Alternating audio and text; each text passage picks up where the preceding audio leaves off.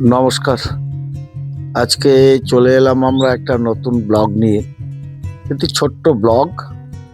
শীতকালে নরম বিকেলে, নরম রোদের বিকেলটা একটু এনজয় করার জন্য বাড়ি থেকে বেরিয়ে হাতের কাছে।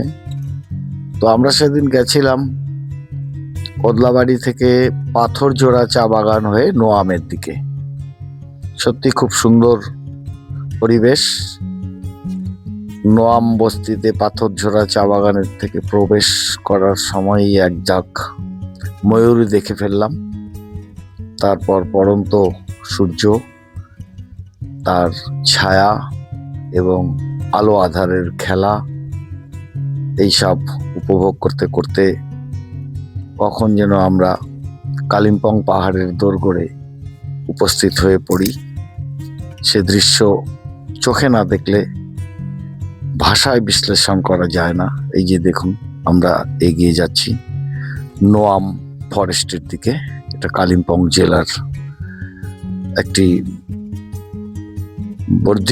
বর্ধিষ্ণু না, আকর্ষণীয় ফরেস্ট বলা যায়। এই ফরেস্টের ওপরই ঝান্ডি টুরিস্ট স্পটটি অবস্থান করে। রাস্তা অত্যন্ত বন্ধুর আর কি বলতে যা বোঝায়, অফবিট রোড। তো নোয়াম ফরেস্ট এখান থেকেই শুরু হয়। এই দৃশ্য দেখার জন্যই আমরা সেদিন বেরিয়ে পড়েছিলাম, যে শীতের নরম রোদে, পড়ন্ত বিকেলে কিংবা গোধূলি বেলায় এই সমতল আর পার্বত্য ভূমির সংযোগস্থলের এলাকাগুলো কেমন দেখা যায়, কেমন হয়, কি স্বাদের, সেই দেখার জন্য। তো এই রুটে রাস্তা মোটামুটি ভালোই, তবে শেষের দিকটায় যখন পাহাড়ি পথে উঠতে হয় তো কিছুটা অফ রুট আছে, বজরি ঢালা রাস্তা। এ রাস্তায় 4 চাকা বা 2 চাকা নিয়ে সান্ধ্য ভ্রমণ বা বৈকালিক ভ্রমণের আনন্দের জন্য অত্যন্ত উপযোগী। বিভিন্ন রকম বুনোদেরও দেখা যায়, বিশেষ করে ময়ূর তো ঝাঁকে ঝাঁকে, প্রচুর পাখি এবং পাহাড়ের সৌন্দর্য। মনে হবে হাত বাড়ালেই বোধহয় পাহাড় ছোঁয়া যায়। পাহাড়ের ভাঁজে ভাঁজে আলোর খেলা, কখনো আধার কখনো আলো, খুবই সুন্দর চারিধারের পরিবেশ। সাধারণ মানুষেরাও অনেকটা বন্ধুত্বপূর্ণ। আমরা যখন ময়ূর দেখার জন্য দাঁড়িয়েছিলাম তখন পাশ দিয়ে বেশ কিছু মানুষ যাচ্ছিলেন, পাহাড়ি মানুষ। বললেন, আরে ভিডিও করুন। মানে তারাও উৎসাহ দেয়।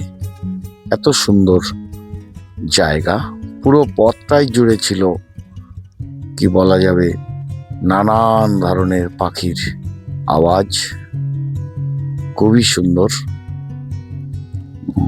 যেখানে যেখানে মনে হবে দাঁড়ানো যাবে, দাঁড়িয়ে তাদের ডাক শোনা, গান শোনা, প্রাকৃতিক দৃশ্য দেখা, এই যে পাহাড়ের ছবি, এই জিনিসগুলো সত্যি অতুলনীয়। যদি 2 ঘন্টা মতন হাতে নিয়ে যাওয়া যায় তাহলে মনটা ভরে যায়। ফ্রেশ, সতেজ, সবুজ, অক্সিজেন। এই রাস্তাগুলোর কথাই বলছিলাম, কিছুটা অফ রুট হয়ে পাহাড়ের মতন উঠে গেছে। যতদূর সম্ভব আমরা গেছি, আবার ফিরে এসেছি।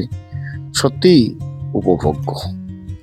তবে হ্যাঁ, যে রাস্তায় চলাচলের ক্ষেত্রে অত্যন্ত সতর্ক নজর রাখা উচিত এই পার্বত্য এলাকাতে, কারণ সেখানে লেপার্ড কিংবা বুনো হাতি যে কোনো সময় চলে আসতে পারে। চালকদের অত্যন্ত সতর্কতা অবলম্বন করতে হবে। বেশ কিছু জায়গা অত্যন্ত ঢালু, এবং ঠিক যেখানে ঢালু তার দিকটা উল্টো দিকে খাড়া। এই জন্য এই জায়গাতে ফরেস্ট ডিপার্টমেন্টের নোয়াম রেঞ্জ থেকে রেস্ট্রিক্টেড এরিয়া বলে একটা সাইনবোর্ড লাগিয়ে দেওয়া হয়েছে। তবে পায়ে হেঁটে অবশ্যই যাওয়া যায় নিচে নদীর বুক পর্যন্ত, সেক্ষেত্রে কোনো বিধিনিষেধ নেই।